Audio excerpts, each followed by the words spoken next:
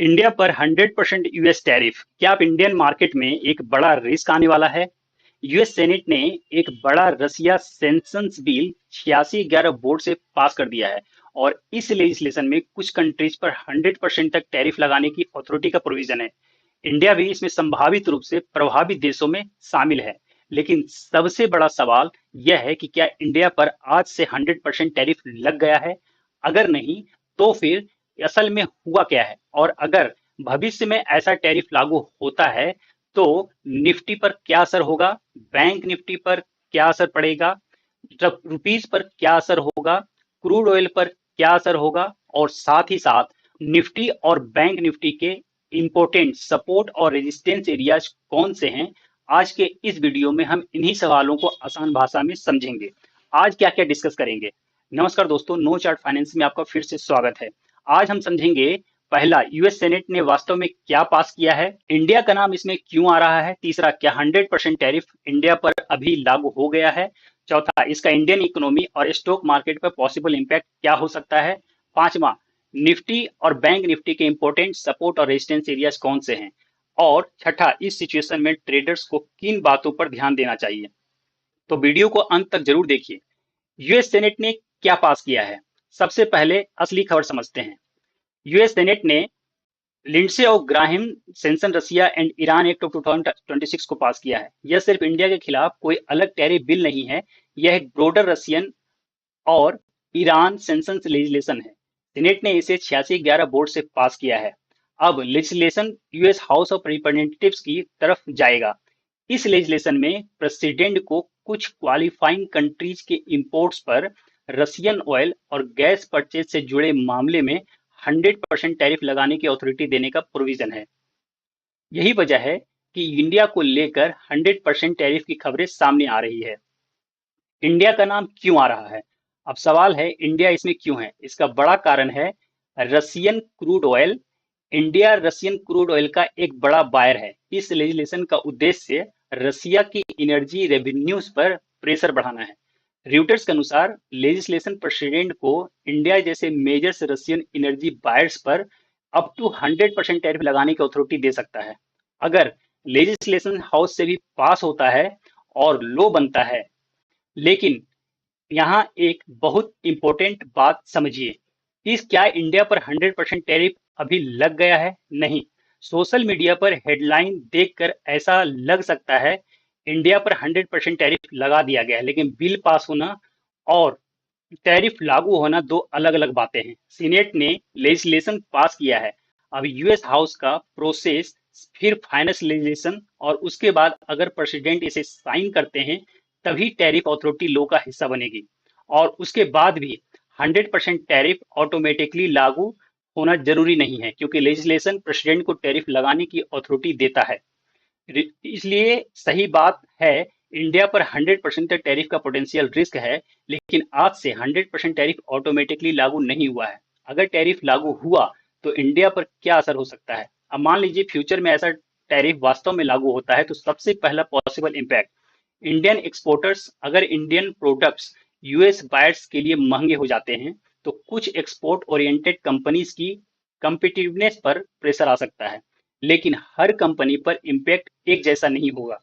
US exposures, product pricing power और alternatives market, इन सब का असर पड़ेगा। दूसरा, रुपीज, अगर इंडिया यूएस ट्रेड टेंशन बढ़ती है या इन्वेस्टर को इंडिया के एक्सटर्नल ट्रेड पर प्रेशर दिखाई देता है तो रुपीज पर सेंटिमेंट प्रेशर आ सकता है।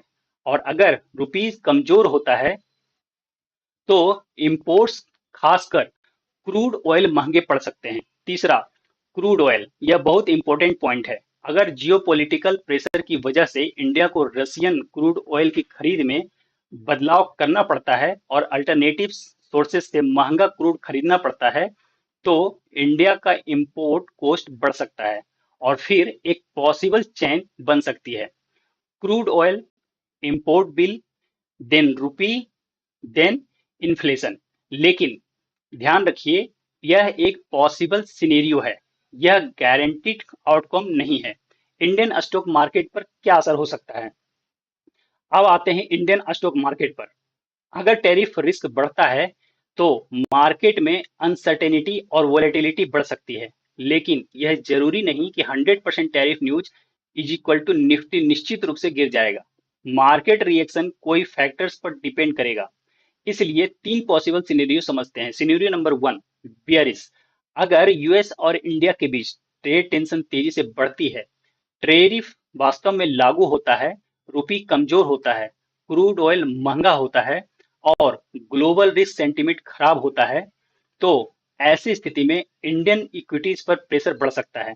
एक्सपोर्ट ओरिएंटेड कंपनीज कुछ ज्यादा वुलनरेबल हो सकती हैं और निफ्टी तथा बैंक निफ्टी में सेलिंग प्रेशर बढ़ सकता है। लेकिन यह प्रिडिक्शन नहीं है, यह सिर्फ पॉसिबल बियरिश सिनेरियो है। सिनेरियो नंबर टू, न्यूट्रल या रेंज बाउंड। दूसरा सिनेरियो बिल आगे बढ़ता है, लेकिन इंडिया और यूएस के बीच निगोशिएशन चलती रहती हैं और इमीडिएट टैरिफ इम्प्लीमेंटेशन नहीं होता। ऐसे में मार्केट हेडलाइन ड्राइवन वोलेटिलिटी दिखा सकता है, लेकिन निफ्टी और बैंक निफ्टी एक रेंज में भी ट्रेड कर सकते हैं। ऐसे सिचुएशन में सपोर्ट और रेजिस्टेंस बहुत इंपॉर्टेंट हो जाते हैं। सिनेरियो नंबर तीन, पॉजिटिव। तीसरा सिनेरियो, अगर इंडिया और यूएस के बीच सक्सेसफुल निगोशिएशंस होती हैं या टैरिफ रिस्क कम होता है, तो ऐसी स्थिति में मार्केट अनसर्टेनिटी कम हो सकती है, रूपी सेंटिमेंट इंप्रूव हो सकता है और इंडियन इक्विटीज में रिलीफ रैली भी देखने को मिल सकती है। इसलिए सिर्फ एक हेडलाइन देखकर एक डायरेक्शन अज्यूम करना सही नहीं है।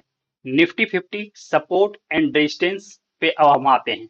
निफ्टी 50 पर रिसेंट मार्केट स्ट्रक्चर के रेफरेंस में 24,500 के आसपास एक इंपॉर्टेंट सपोर्ट जोन है। अगर निफ्टी इस एरिया के ऊपर सस्टेन करता है तो बायर्स के लिए यह पॉजिटिव हो सकता है, लेकिन अगर 24,500 डिसिसिवली टूटता है तो नीचे के लेवल्स पर सेलिंग प्रेशर बढ़ सकता है।